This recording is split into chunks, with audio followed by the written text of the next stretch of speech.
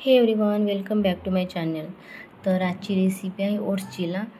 तर तुम्ही बघू शकता मी इथे ओट्स घेतलेले आहेत. ओट्स मी मिक्सरमधून बारीक केलं, एकदम बारीक न करता मीडियम बारीक केलं आणि जेवढं पाहिजे तेवढं मी एका बाउलमध्ये घेतलेलं आहे.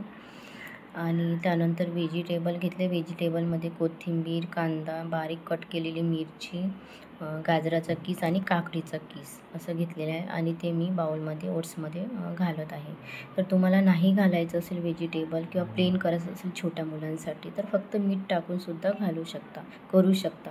खूप छान असं टेस्टी होतं. आणि मी थोडं चवीनुसार मीठ घातलं आणि थोडा चाट मसाला आणि पाणी घालून खूप छान असं मिक्स करून घेतलं आहे आणि छान असं बॅटर रेडी झालेलं आहे.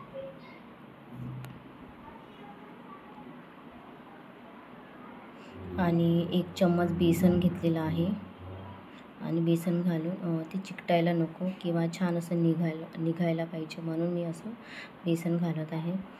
आणि लोखंडाच्या पॅनमध्ये ऑइल घातला आणि ऑइल छान ब्रशने पसरवून घेतलं. ऑइल थोडं जास्त झाल्यामुळे मी नंतर एका साईडनं घेऊन काढलेलं आहे ऑइल.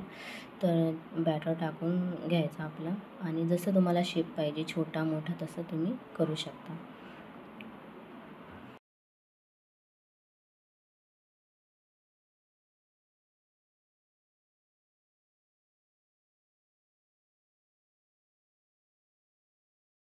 ते 2 ते 3 मिनटं किंवा 3 ते 4 मिनटं झाकून ठेवायचं आणि 3 ते 4 मिनटं झाल्यानंतर चेक करायचं आणि दुसऱ्या बाजूने शिजवायचं.